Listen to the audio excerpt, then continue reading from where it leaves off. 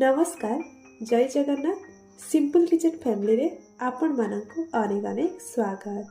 आज वीडियो रे आपण मानक सह शेयर करिवि ऑथेंटिक माछ बेसर रेसिपी। विलेज मानकरे जेपरि हमर माछ बेसर प्रस्तुत होइताय सेही प्रोसेस रे आमे आज ए माछ बेसर प्रस्तुत करिवा। रेसिपी पसंद आसीबो निश्चित भाव में वीडियो को गोटे लाइक, चैनल रे नुआ थिले चैनल को सब्सक्राइब करनेबे और फेसबुक पेज रे देखथुले फॉलो करिवे। तो प्रथमे एठी आमे नबा माछ। तो एठी मु पाखापाखी 700 ग्राम रो देसी माछ को काटी भल भाव रे एठी मु धोई आनिची। तापरे एठी आमे माछ को मैरिनेट करिबा। एथिरे ऐड करिबा आधा चामच रो हळदी गुंड, आधा चामच रो लंका गुंड, आधा चामच रो लूण एठी आमे ऐड करिबा एवं हाथ रे याको भल भाव रे मिसै नबा। माछ को मैरिनेट करि सारी आमे सांगे सांगे गैस उपरे बसै दबा गोटे कड़ाईटे आ सेइथिरे दे दबा सरिष तेल। एठी आपण रिफाइंड तेल रे भी माछ को फ्राई करि परिबे, किंतु आमे सरिष तेल रे माछ को फ्राई करिबा तार टेस्ट आहुरी 2 गुण बढ़ी जिवो। तेल पूरा भल भाव रे गरम होआ परे आमे गोटे परे गोटे माछर पीसेस गुडी को आमे दे दबा एवं मीडियम फ्लेम रे माछ गुडी को फ्राई करिबा। एही परी एपट सेपट करनबा। देखंतु गोटे पट माछर फ्राई गलानी तो याको उल्टै नबा। एही परी एपट सेपट करी माछ गुडी को हल्का गोल्डन ब्राउन कलर आसीबा पर्यंत आमे माछ गुडी को फ्राई करिबा।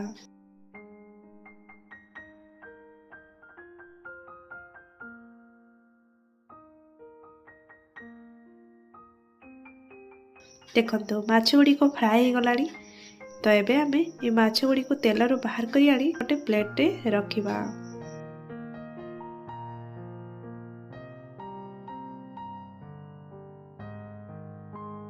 एही परी सेम प्रोसेस रे आउ सब माछर पीसेस गुडी को एठी मु फ्राई कर नै जी।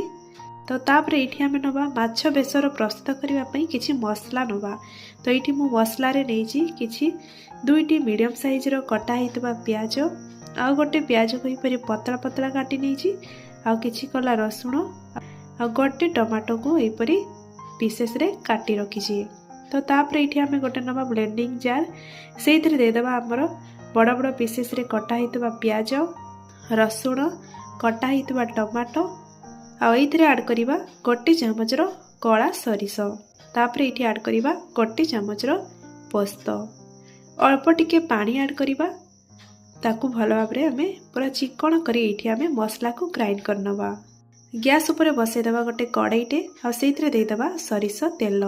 तेल हल्का गरम ही आसले एथिरे ऐड करिबा आधा चामच रो पंच फुटुण, आधा चामच रो जीरा।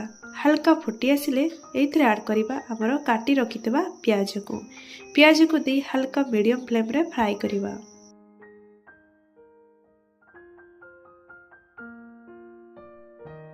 देखंतु प्याज एठी हमरो फ्राई हो गलानी। तापरे एठी हमें ऐड करिबा ए माछ बेसर रे हल्का कलर आनिबा पई गोटे चामच रो काश्मीरी रेड चिली पाउडर और राग पई एठी ऐड करिबा गोटे चामच रो लंका गुंड। ए सब को दे हल्का मिक्स करिबा। तापरे हमें सरिष, पोस्त एवं प्याज, रसुण एवं टमाटो को पेस्ट बनैले ताको हमें एठी दे दबा एवं मीडियम फ्लेम रे ये सब को मिसई हल्का हल्का भाजी नबा। जेहेतु आम ये सरिष ऐड करिचे सरिष और पोस्त को अधिक फ्राई कले तार टेस्ट पड़े जाए थाए। आधा चामच रो हळदी गुंड ऐड करिबा, हल्का लूण ऐड करिबा एवं ये मसला सहित याको मिक्स करनबा। जेहेतु एठी आमे सरिष पोस्त ऐड करिचे एठी आमे मसला को अधिक भाजीबानी, अधिक भाजिले भल लागि न थाए। देखंतु एठी मसला भल भाव रे मिसी गलानी। तो एबे हमें अल्प टिके एठी पानी ऐड करिबा। किछि समय मसला को फुटिबा पई छाड़िबा। मसला भल भाव रे भीतर कुक हे गले एथिरे ऐड करिबा पानी। माछ बेसर रो आमे ग्रेवी बनाउचे तेणु एठी हमें अल्प पानी ऐड करिबा। जेहेतु एथिरे पानी ऐड करिचे हल्का लूण मध्य ऐड करिबा। भल भाव रे याको फुटिबा पई छाड़िबा। भल भाव रे फुटी आसले एथिरे आमे जो फ्राई कर रखिबा माछ को गोटे परे गोटे ए परी दे दबा।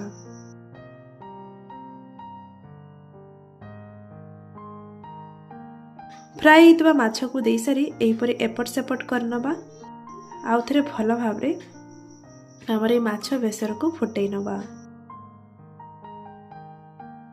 तो ये आमर तरकारी फुटी गलानी तापरे आमे या ऊपर दे दबा किछि कटा हितबा धनिया पत्र। तो ये आमर प्रस्तुत हो गला ऑथेंटिक प्रोसेस रे माछ बेसर। तो निश्चित भाव में थरे आज प्रोसेस रे माछ बेसर को बनातु। आज रेसिपी आपण मान को किपरि लागिला आपण मानकर मतामत निश्चित भाव में कमेंट सेक्शन रे जणाइबे।